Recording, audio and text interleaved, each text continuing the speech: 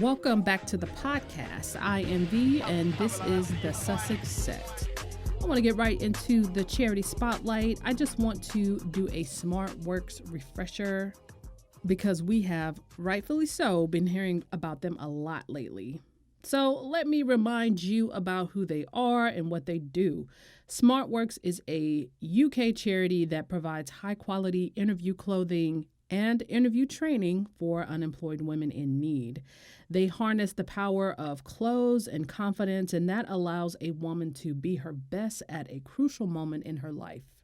Now, an interview is where a woman needs to feel confident. It's where you need to be your most confident, and clothes are often at the front lines of confidence. When we step out into the world, we want to feel good, and the quickest way to start feeling good is to know that you look good and not have any concerns about that, least of all stepping into a job interview. And SmartWorks is a charity that zeroed in on that almost exclusively. So SmartWorks also gives these women coaching sessions and mock interviews to prepare them for their interviews that they have lined up. And it's not just the clothes they give. SmartWorks gives 2-hour dressing sessions and coaching services for unemployed women with confirmed job interviews. And each client has a personalized styling sessions with 2 SmartWorks volunteer stylists. And that woman receives a complete outfit of high quality clothes and accessories for the specific job interview, which are free, and these are hers to keep. That's amazing. And once they get the job, they can go back to SmartWorks for a second dressing to receive 5 additional pieces of clothing, which is essentially a capsule to see them through their first paycheck on the new job that they just got. And so I'm not sure if the girls realize how important this is for women, especially women in the position of having to get back out into the workforce who may not even have job appropriate clothes. So again, free of charge. The service itself is free. All they have to do is just walk in and say, hey, I have a job interview. Can you guys help me a little bit?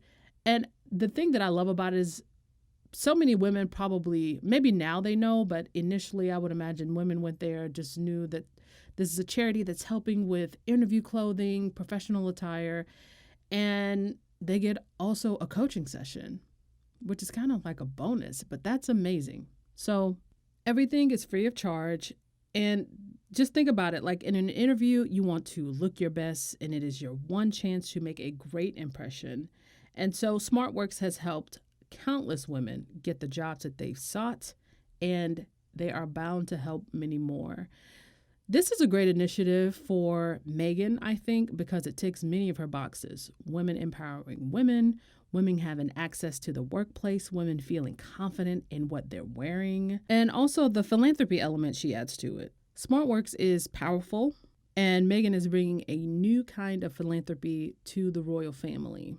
And with the upcoming capsule collection, these are results that we can see, and they're results that we can feel. So I think SmartWorks is a perfect fit for Meghan because it seems to just fit her personality, and that makes the work pretty much effortless. SmartWorks is partnering with quite a few corporations on this, and they are no stranger to partnering with businesses, corporations, lines, brands that support the charity as a whole.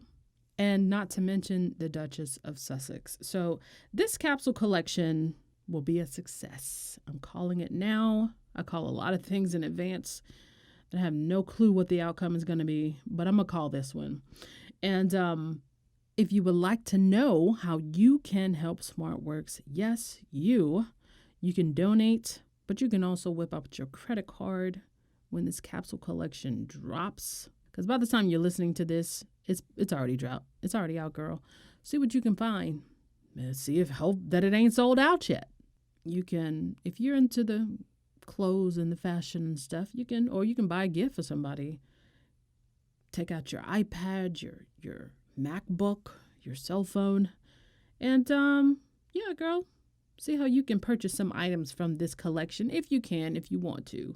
Because remember, for each item that is purchased, one will be donated to the SmartWorks charity. And that's how I'm attempting to contribute this week. So congrats in advance to the Duchess of Sussex. Congrats to SmartWorks. John Lewis and Partners, Jigsaw, M&S, and Mishinano for this initiative. It's, at the end of the day, it's going to benefit a whole lot of women who could use the help. And the world is watching. We are waiting to contribute and do our part. So congrats. So also going on, Harry and the Invictus Games celebrated 5 years of existence. Congratulations to Harry and the Invictus Foundation as they celebrated these 5 years of making a difference in so many people's lives.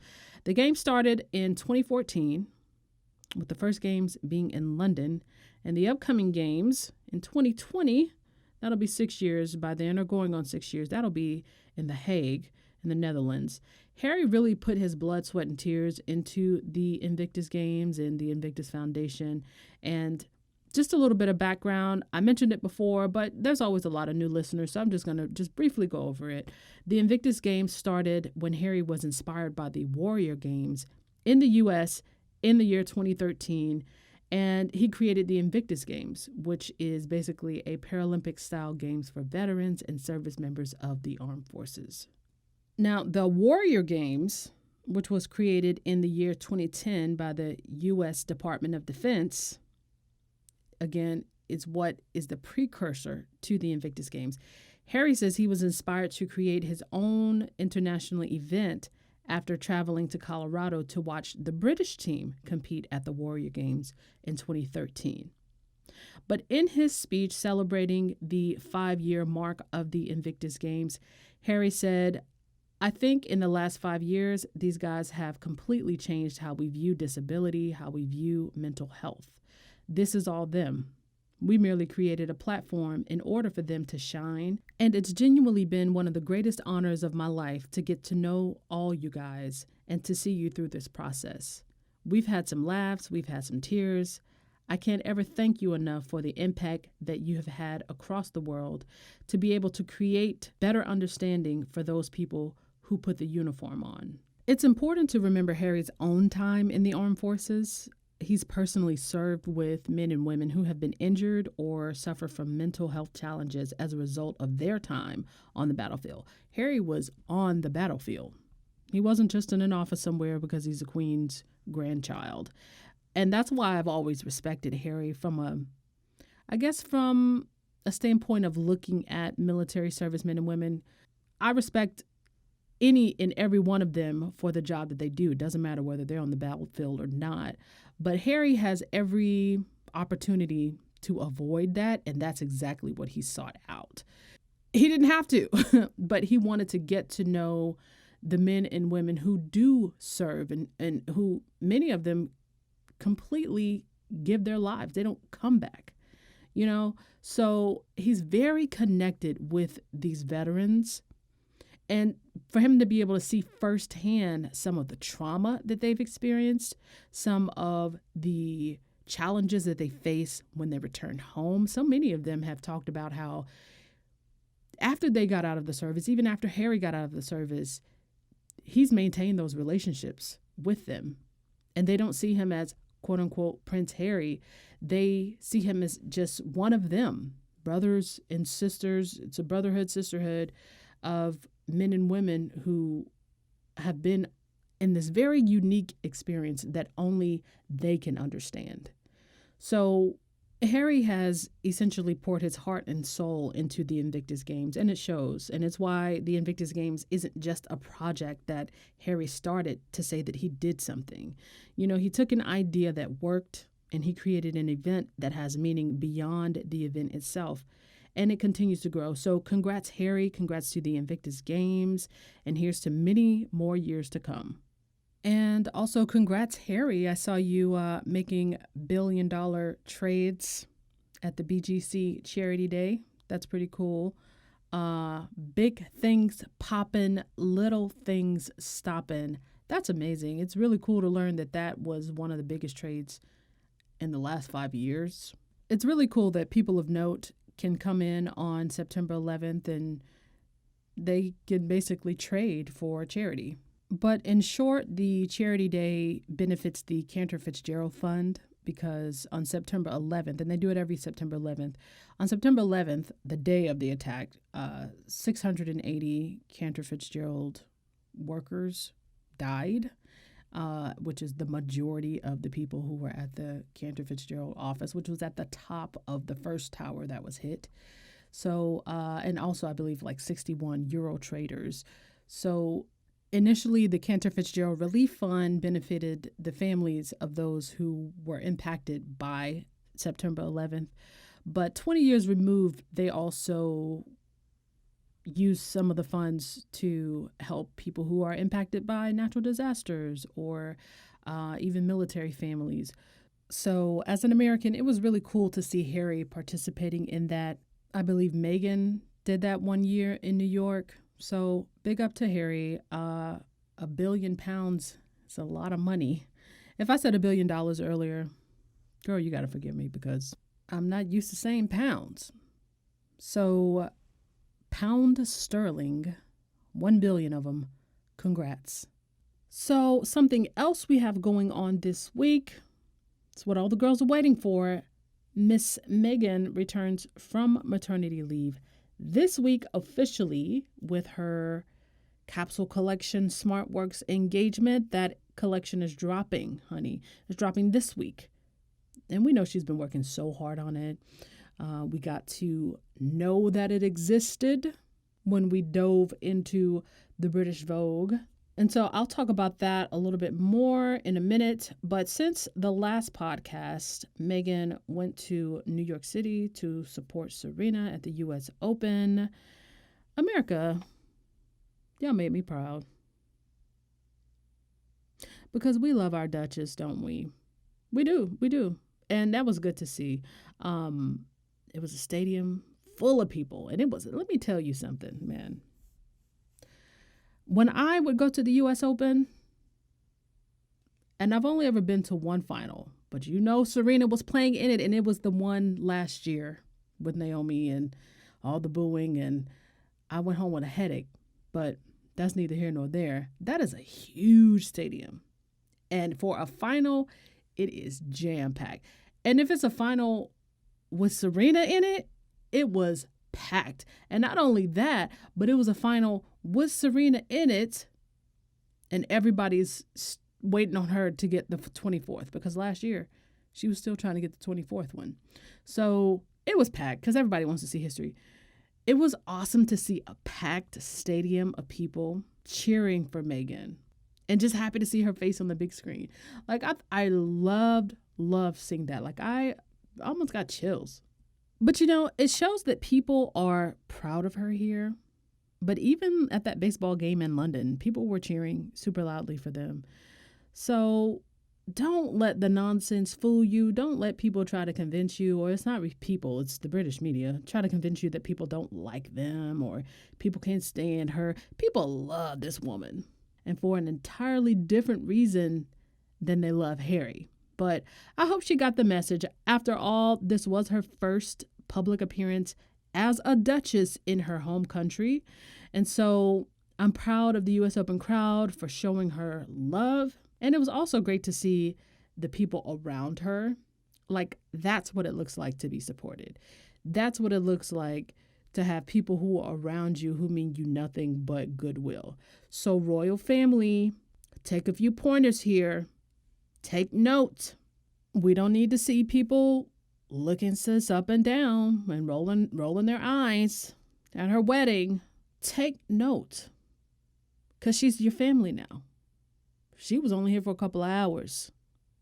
But we Americans, you know, we're expressive. But what I'm speaking of specifically is like Serena's box and Serena's camp. But I think it was a couple of people that weren't necessarily in her camp that reached out to Meghan, and Meghan talked to them, gave them a time of day, you know, kiss on the cheek and things of that nature. But it was just really good to see. And I'm sure the energy that she felt was also very positive. And I'm just saying, all of you guys over there on that island across the sea, I need y'all to pay attention, because that's how it's done, especially for somebody who's livening up y'all damn economy with all the stuff y'all going through. And we know what y'all going through. Okay? Because y'all got a little baby Trump over there. Y'all need all the goodwill y'all can get. But yeah, that's what it looks like. That's what support looks like. And I was really glad to see Serena's people like making a little circle of support around her. Maybe her security said, hey, well, you need to sit right in the middle. We don't want you in aisle seats, ma'am. But, I don't really know what goes into that. But like she was right in the center. Me having watched Serena play Grand Slams for so many years, I could name everybody in that box. She was right in the middle. So I really liked seeing that. And I think that message in and of itself speaks quite loudly. So I was proud to see that. But most importantly, Meghan looked comfortable. She looked comfortable in the stadium, in the box. She looked comfortable, at home in New York. I hear sis went out and did yoga in a class of 60 people. Yes, that's how you do that. Go live your life. Live your life. I wouldn't be mad if the Sussexes moved to America, but I know I'm getting ahead of myself. But anyway, Meghan's clothes sold out. Speaking of clothes coming up. But that casual chic ensemble she wore, that denim dress, the color, the shirt dress, I think that's what the girls are calling it. And that cardigan cape thing that she, Meghan likes to drape a lot of things around her shoulders. That sold out. The sunglasses sold out, girl. The earrings sold out. I don't know about the necklace, but I know people were searching to see where that came from. But girl, it sold out. And get this, the same denim dress that she wore is now going double for the price on eBay. At least according to my research. So she wore a simple pendant necklace with an H and an M on it, dangling. I like the sort of thin necklace with the small pendant. That's, I guess that might be on trend anyway, but she has a lot of those. But the company that made that is called Mini Mini. And when asked about Meghan wearing their jewelry, they said, we are beyond thrilled. I know you are. That Meghan wore one of their pieces. So all eyes are on Meghan. We know this. And all she has to do, frankly, is be seen. And boom, economics. Economics are taking place, period. And, there are brands that are aching to be chosen by Meghan. They're just watching Instagram with their fingers crossed, especially now that, winning season is about to start and she's just going to be out here every other day. Man, it's people probably going to go to bed at night praying that Meghan picks one of their items, whatever it may be, because she is Meghan, the Duchess. Things just poof, disappear. They're gone. They're gone. And maybe you'll find them a couple weeks later. But see, people be wanting their stuff now, especially after you see Meghan in it, So J. Crew, I guess you kind of lucked up because apparently that's one of Meghan's favorite brands, but it's affordable. Every woman can, for the most part, buy their clothes. But all these other little brands here and there, and all of a sudden they go on Instagram and find out that Meghan has worn their stuff. I mean, congrats. And congrats in advance, because I'm pretty sure it's a lot of people that she's going to highlight that we don't know yet. But anyway, sold out. So again, don't let nobody try to convince you that this is irrelevant and that she should just go off somewhere and fade away, because it's not going to happen. And again, by the time most of you hear this, Meghan, the Duchess, will be officially back from maternity leave. Sis, yes. I'm so ready. I don't know. I might not even go to sleep tonight because I'm in America and things, by the time I wake up, things have already happened. No, I want to see it as it unfolds, girl. Just thank goodness the Beyonce meeting didn't happen early in the morning. But either way, I'm going to be up super late or super early tonight and tomorrow. But I just want to talk about Meghan's maternity leave super briefly.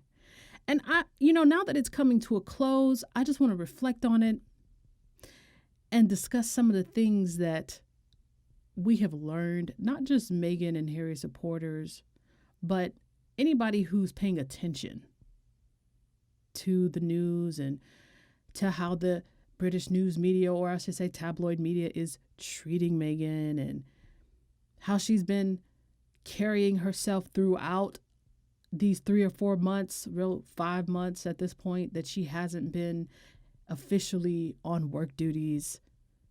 I mean, I just started to think about some things, and it makes me even more amazed by her. And it really highlights her character in a really beautiful way. So let me just talk about a couple of things that I can say that I've learned. But for the most part, I think y'all have probably learned too, just based on the conversations that I've had. But on Meghan's maternity leave, we learned that Meghan worked this whole entire time because she's a hard worker. And she probably doesn't know very much else besides that. But what did we get like throughout the maternity leave? She was not officially working, right? The Queen wasn't expecting her to work. We got a Vogue editorship. And by the way, again, let me just say, I don't know if I did this on the podcast. Thank you very, very, very much to the person who sent me a Vogue from London.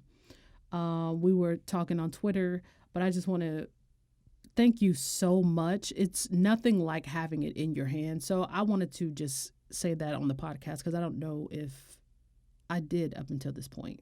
But yeah. So yeah, we got that. We have the SmartWorks capsule collection, which we learned about through the Vogue issue. We have more highlights for causes that are important to Sussex Royal via their Instagram. We have appearances throughout her maternity leave. And while they're not official appearances, they're like legit, deliberate appearances, which we didn't have to get. She didn't have to give that. You know, Meghan did not hide herself or her post-baby body. We love a feminist princess. So we also got Beyonce. I mentioned her earlier, but we got that. God knows that was a blessing. That was a blessing. I think I had to take a nap after that. But we got more than we could have ever hoped for, in other words, throughout her maternity leave. And nobody would have been mad if she just disappeared and we never saw her again until she came back. So sis gave us a lot. We also learned that Meghan, she feeds so many people. Just her name alone. The media loves to say her name. Say her name, say her name. Even if they're making up lies about her. Lies about letterboxes and town meetings, girl. Meghan's name alone is the only thing required in a lot of these headlines. Nothing else has to be true. Just put her name in there and hope that the clicks roll in, right? But like they need her name in these headlines like they need oxygen. That's why the longer this maternity leave the longer the maternity leave went on, the more laughable it became to me. Not that I don't take the danger of it seriously, but I see it for what it is. You know, more often than not, she was nowhere in sight. But here she is. Her name is all over these websites, these Twitter feeds of people who have no business with her name in their mouth. So that shows you that you got all these non-pregnant folks, these non-new mom folks out here in this royal family. You don't even want to write about them. It's because Meghan is the only one who feeds y'all. So I learned that. I saw it demonstrated throughout the whole maternity leave. And now that she's coming back, they actually have something to write about. Yeah, they're still going to lie. They're still going to make up stuff. They're still going to mischaracterize. But at least she's out here working. And we can see what they're pointing to. When she was on maternity leave, there was nothing to point to. They were talking about stories from, even before they even got married. They were talking about things that weren't substantiated. No sources were named. They're never going to be named. But again, they've positioned themselves to almost have to talk about her, probably to get any traffic on their websites. So, I mean, maybe just be better journalists, but I definitely learned that. We learned that because the media abuse is centered on Meghan only, that people of all kinds are super loud about how tired of it they are. In the beginning, people are a little bit like, oh man, that's messed up.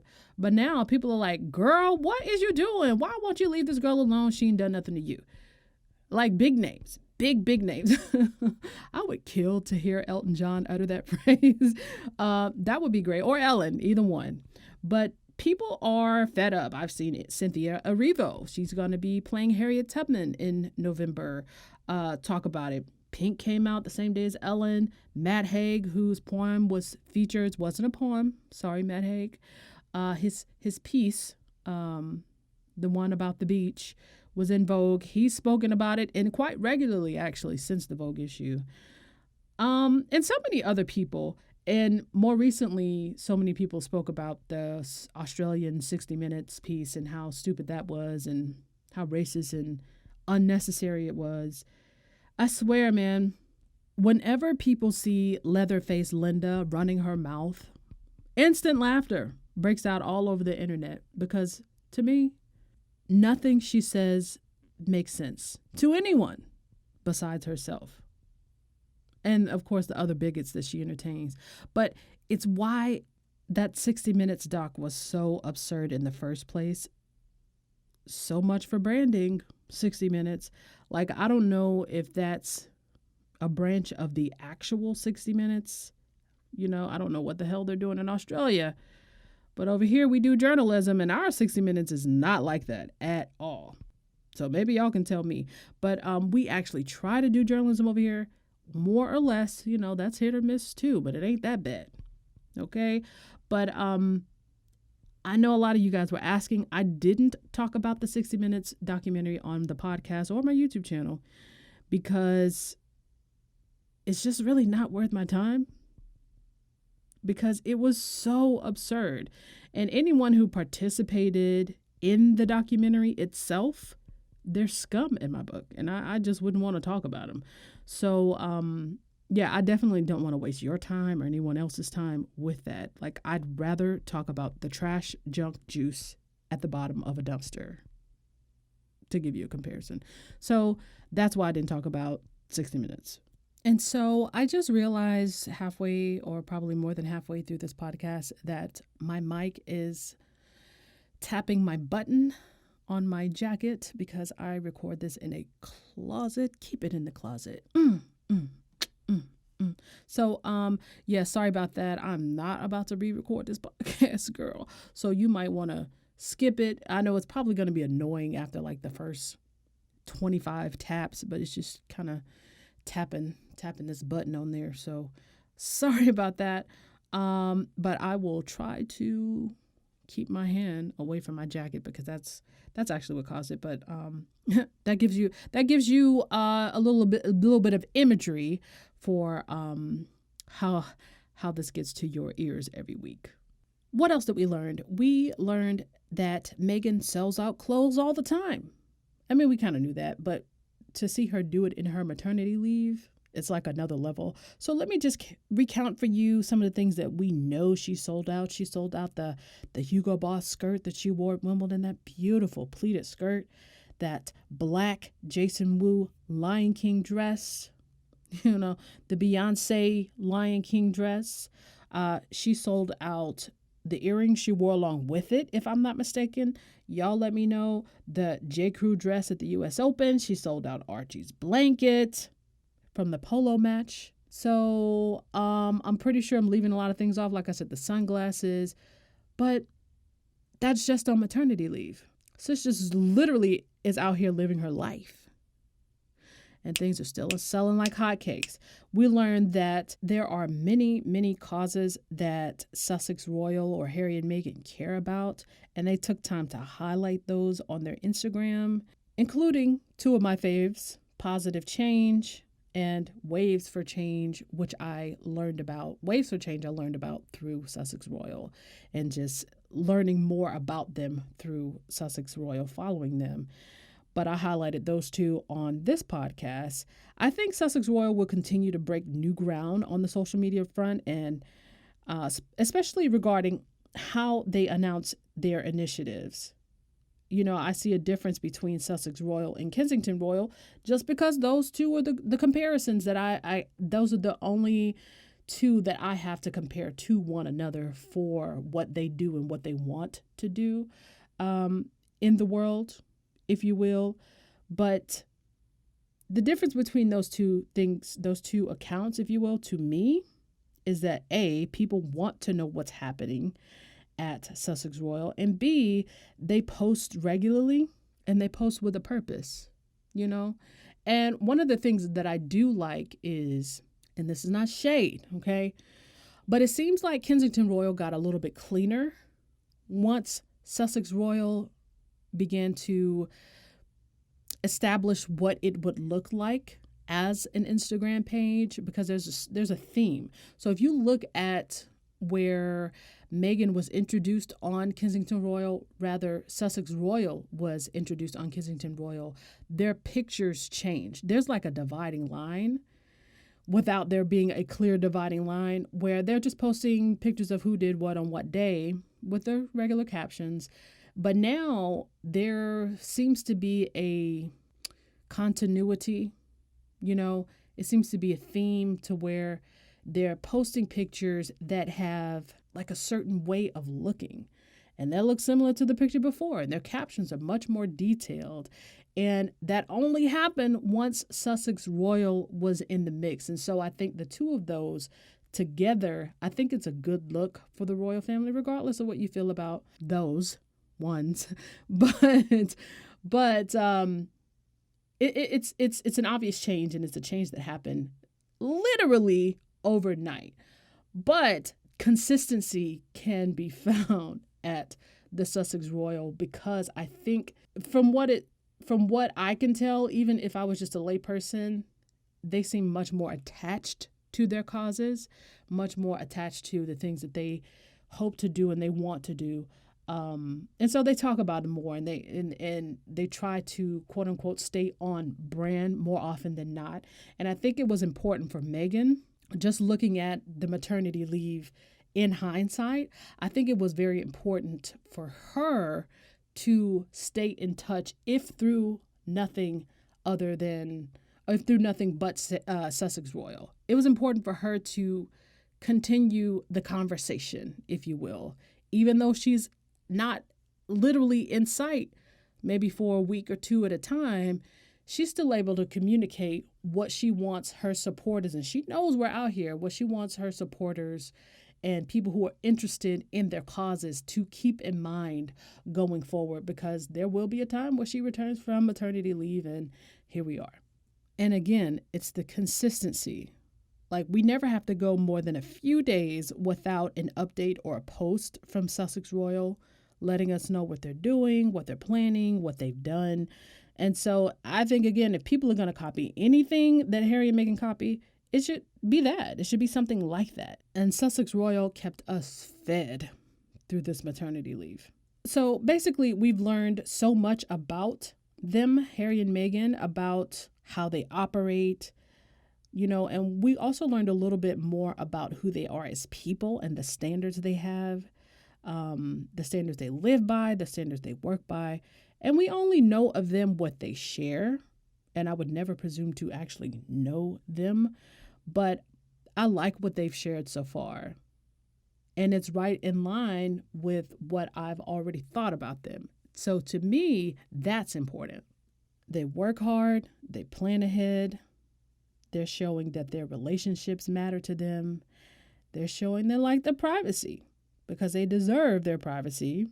We know they work in silence, as evidenced by the meetings with Ellen. Ellen's probably free to talk about it now, but nobody knew it happened until Ellen was like, shut the fuck up about the private plane, will you? You know what I'm saying? But nobody knew that happened. So they like silence, which is kind of how you should do it. And also Michelle Obama in the Vogue issue. There was a meeting that had to take place for that to be. And we also learned that they're not easily rattled. They just keep moving. And why? Probably because they're on a mission to do so many things. And I just have to say, congratulations. That's not easy to do and I've mentioned this before, the easy thing would be to play nice with the media, which is what they're trying to bully Harry and Meghan into doing. Harry and Meghan, they're not trying to not play nice with the media, but they just have certain standards for themselves, and the media is used to people playing nice with them. Otherwise, they're just going to trash you. Well, guess what, girl? They're basically immune to that now.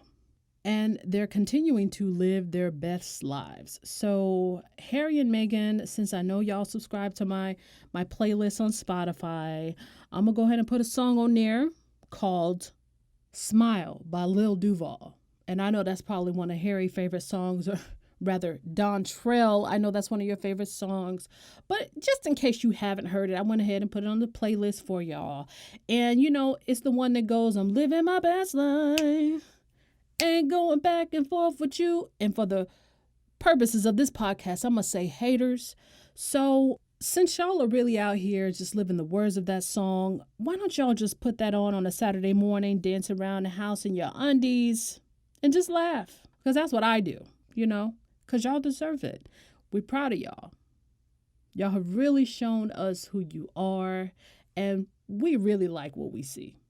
And finishing up here, we have the capsule collection, which I couldn't end the podcast without talking about. That is where I sit now. It's Wednesday. That's coming up tomorrow. By the time you hear this, it will be out.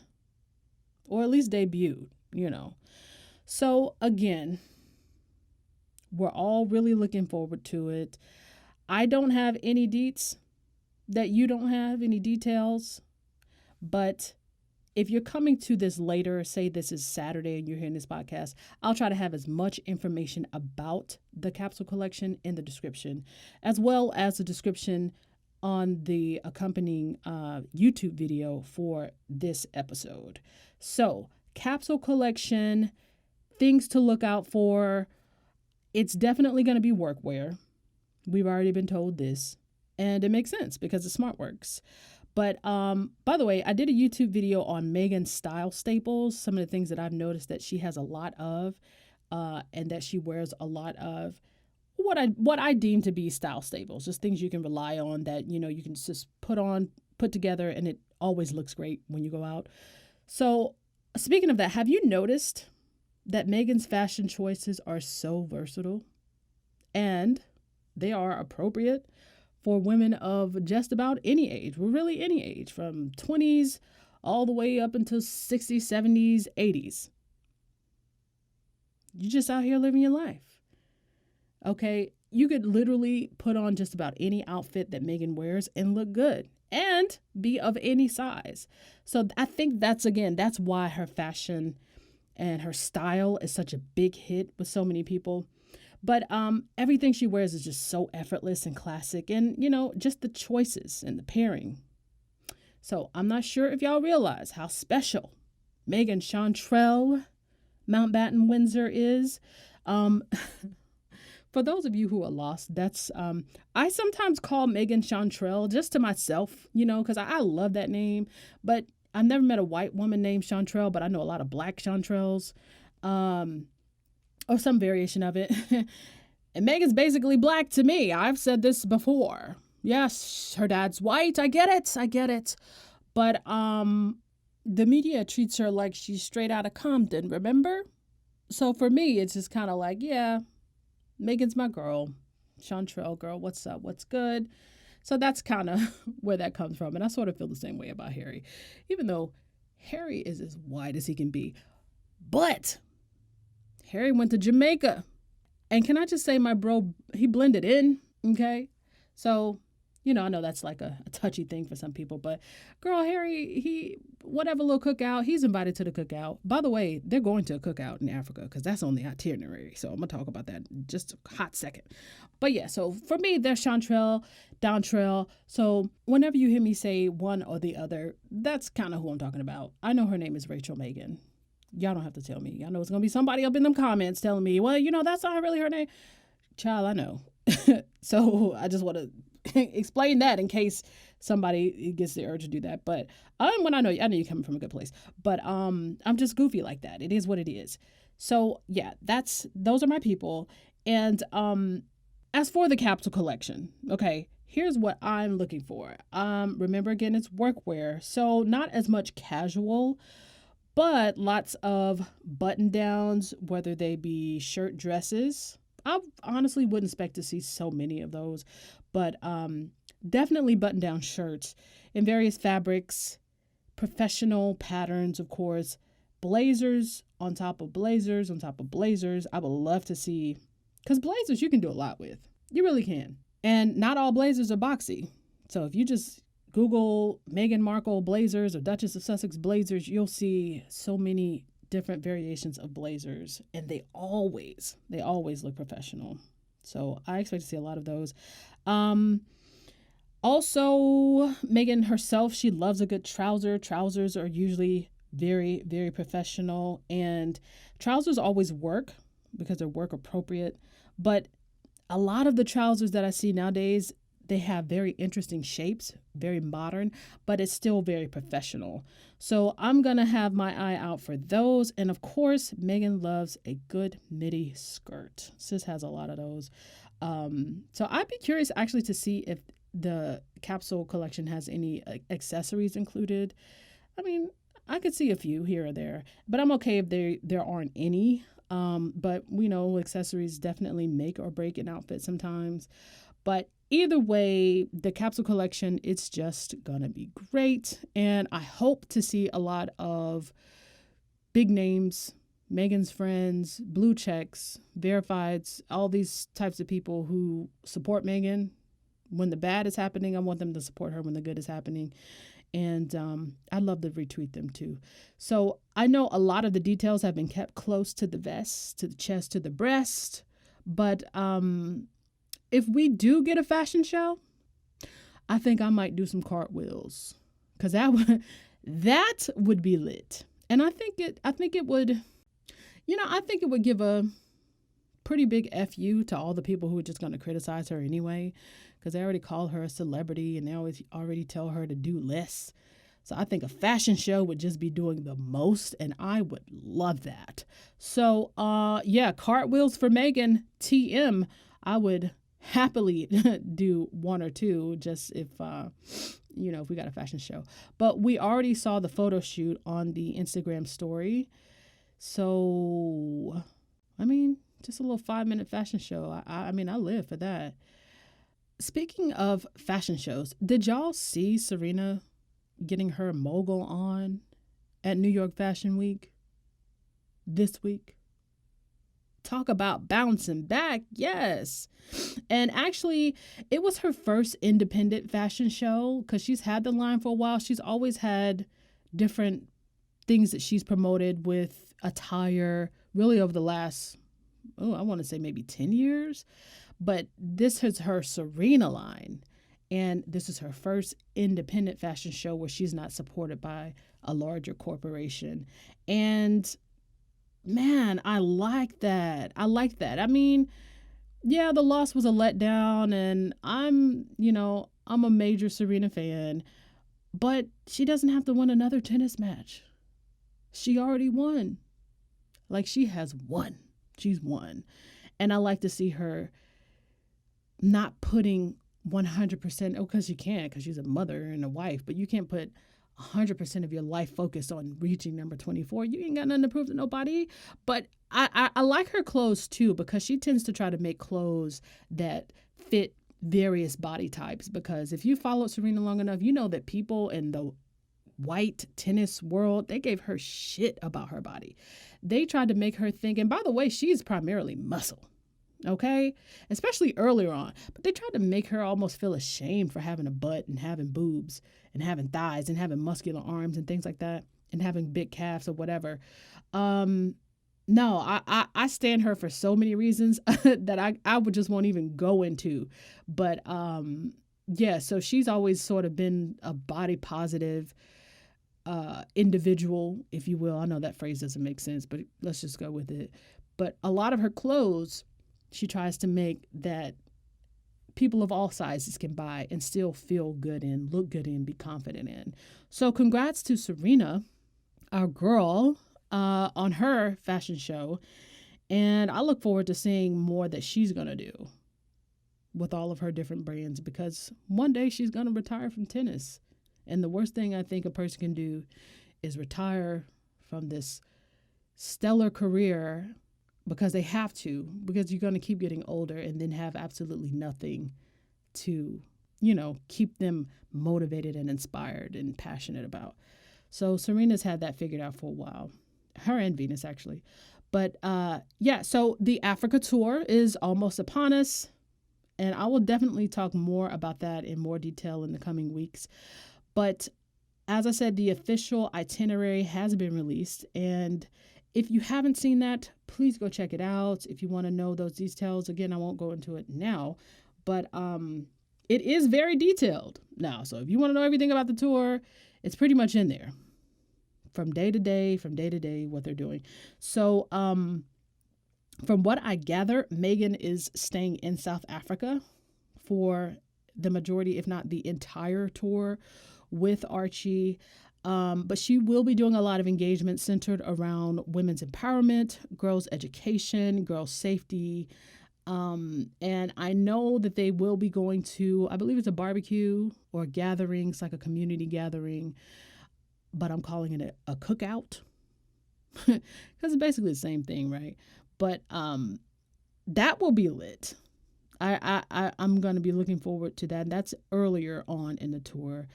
And then Harry will go off to Angola, go to Botswana. Some of his engagements will be working engagements, again, which I love.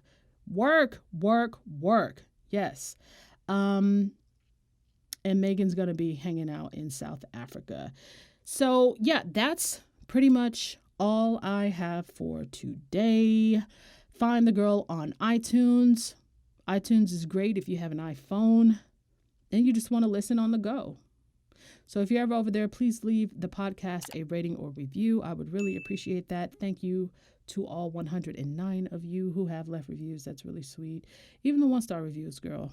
Thank you. I appreciate it. I love my haters. I know that many in the squad, you do prefer YouTube. There's an option for you on that as well.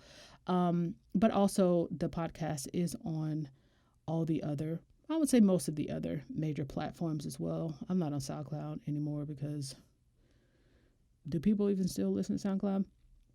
But anyway, catch me on Twitter, catch me on Instagram, say hi, and thanks as always for tuning in. You don't have to give any of your time, so I always appreciate when you do, for those of you who have listened week to week.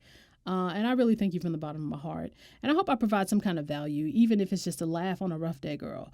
But I already told you this, but you're the absolute best, yo.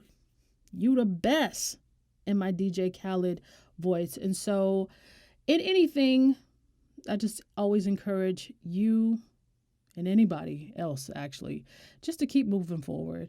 And if you fall, like Les Brown say, fall on your back, because if you can look up, you can get up. That is one of my all-time favorite quotes. And just like that, boom, you're resilient. So until next time, peace. I'm a bad bitch. You can't kill me.